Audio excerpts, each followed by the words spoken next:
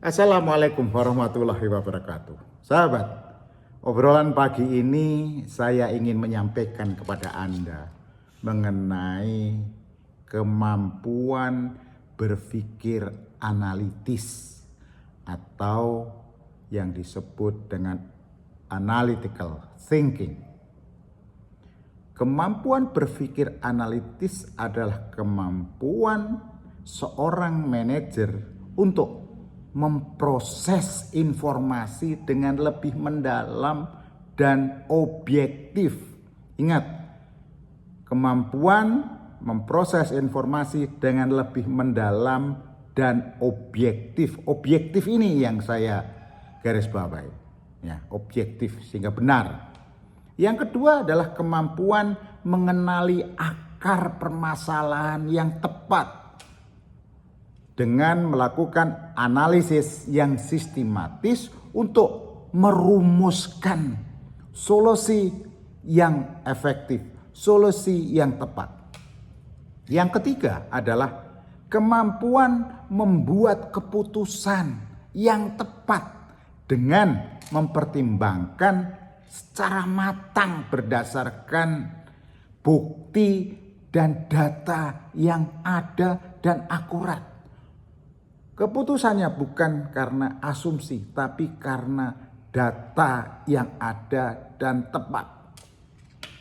Sahabat, kalau manajer memiliki kemampuan analytical thinking atau pemikiran yang sangat kritis, maka manajer tersebut lebih mudah untuk mengambil keputusan yang lebih baik, menyelesaikan masalahnya menjadi lebih efektif, meningkatkan kreativitasnya untuk melakukan business operation, meningkatkan kemampuan untuk beradaptasi terhadap lingkungan bisnis, terhadap organisasi bisnis, meningkatkan kemampuan belajar, dan yang paling penting yang terakhir ini adalah akan meningkatkan kemampuan manajer untuk berkomunikasi dengan baik. Akan memiliki yang dinamakan the power of communication.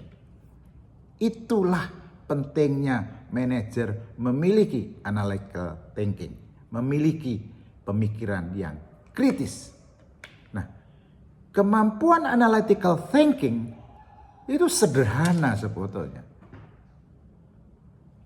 Kemampuan ini yang harus dimiliki seorang adalah dengan merubah dari ilmu pengetahuan untuk bekerja menjadi kemampuan untuk bekerja. Esensinya mudah kan? Tinggal switching aja. Belajar, menambah pengetahuan, bekerja, kemudian aplikasikan di dalam bekerja. Lama-lama kalau diulang terus akan menjadi kemampuan kerja. Ingat, hanya dengan ilmu pengetahuan yang bisa merubah segalanya. Merubah cara berpikir, merubah dari tidak efektif menjadi efektif, merubah perusahaan yang tidak profit menjadi profit hanya dengan ilmu pengetahuan. Memang sahabat, untuk merubah kemampuan analytical thinking memang membutuhkan pertama mental yang positif.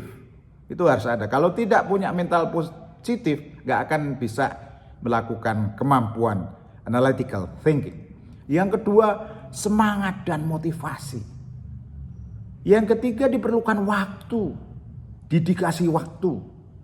Yang keempat adalah perlu investasi, bisa berupa alat peralatan, software, uang, dan sebagainya. Ini harus ada investasi. Jadi, untuk membangun kemampuan analytical thinking dibutuhkan mental yang positif, semangat dan motivasi, dibutuhkan waktu, ketersediaan waktu, dan dibutuhkan investasi, bisa berupa peralatan dan uang. Nah, apakah Anda memiliki itu untuk membangun kemampuan analitikal?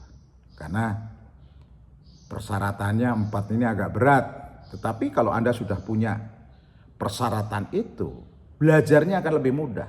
Karena goalnya adalah bagaimana Anda nantinya akan memiliki yang dinamakan the power of communication. The power of communication itu adalah bagaimana Anda mempengaruhi perilaku. Untuk bisa mempengaruhi perilaku, Anda harus paham lebih dulu, Anda harus ahli dulu, Anda harus paham supaya bisa mengajari orang lain, ahli dulu bisa ngajarin orang lain. Itu konsepnya, the power of communication.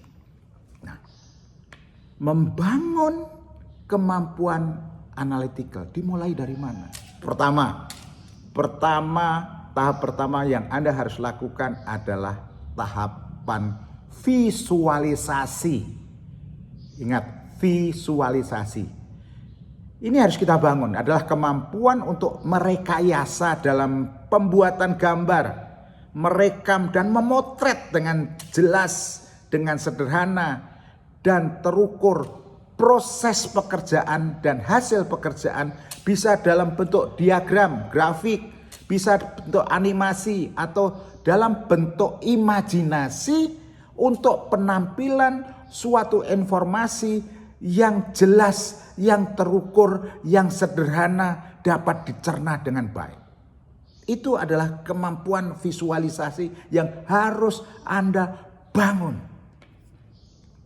Kemudian untuk melihat dengan jelas dan benar informasi ini, proses bisnis dan hasil proses bisnis yang harus Anda lakukan adalah melakukan TOWS analisis, TOWS analisis. Di dalam TOWS analisis Anda harus lihat apa yang membuat gagal, apa kelemahannya, apa kekuatannya, opportunity apa yang harus diambil. Itu visualisasi yang harus Anda punyai. Pertama.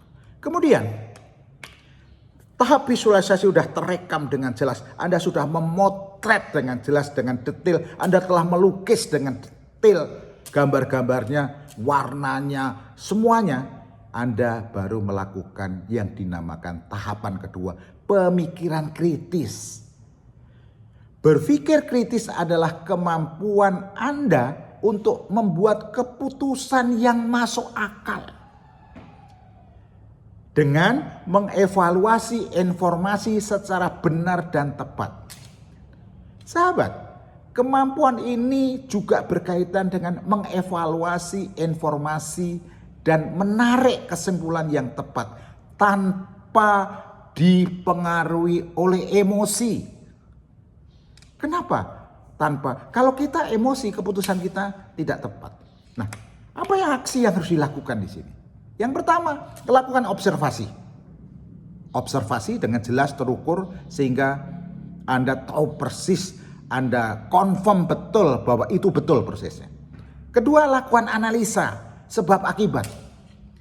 Pendalaman pengetahuan Anda, want to know Anda.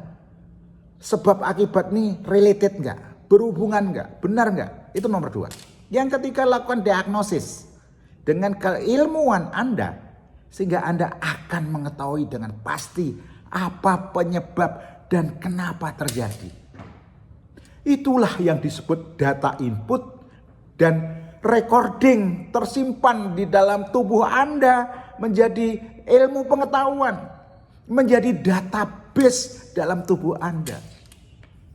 Database di dalam tubuh Anda. Nah, database tadi yang telah masuk karena Anda input, Anda record atau tersimpan dalam tubuh Anda akan menjadi ilmu pengetahuan. Menjadi database dalam tubuh Anda adalah bank data Anda. Ini ilmu pengetahuan yang Anda miliki, disimpan di dalam memori Anda secara refleks nanti akan dikeluarkan jika dibutuhkan dan ada kebutuhan. Itu proses yang kedua. Proses yang kedua di dalam pemikiran kritis, ya, nantinya Anda telah memiliki database di dalam diri Anda, akan secara refleks, ya, telah memiliki kemampuan untuk bekerja dengan efisien dan efektif. Nah, kemampuan analytical thinking ini kemampuan yang dimiliki seseorang untuk merubah dari ilmu pengetahuan bekerja menjadi kemampuan bekerja. Makanya harus dipraktekkan setiap hari.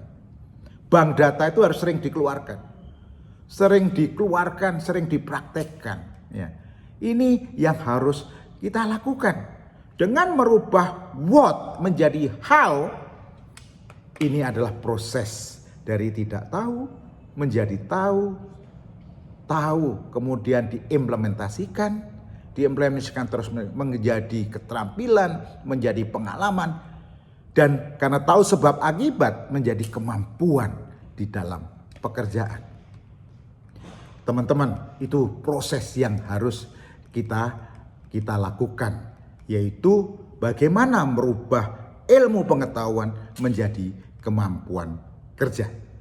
Nah, 5 langkah tadi ya untuk mengembangkan kemampuan analytical thinking adalah C. Pertama, mulai melatih mengembangkan ide-ide. C ya. Memanfaatkan peralatan-peralatan yang akan memudahkan Anda untuk C. Sekarang ini ada YouTube, ada semuanya lah, digitalize itu memudahkan kita untuk mendapatkan sesuatu. C kita, lihat kita melihat C-nya. Ya. Sehingga kita bisa melakukan think. Dan dari think itu kita bisa melakukan yang dinamakan do. Karena visualisasinya jelas, proses pikirnya jelas, proses melakukan pekerjaan menjadi jelas dan benar. Oleh sebab itu, di dalam konsep membangun analytical thinking adalah bagaimana Anda menerapkan C, Anda menerapkan think, dan Anda bisa melakukan dengan do. Mudah-mudahan ini bisa menjadi insight Anda untuk membangun kemampuan analytical. Sampai bertemu lagi, saya masih akan membahas bagaimana membangun analytical thinking.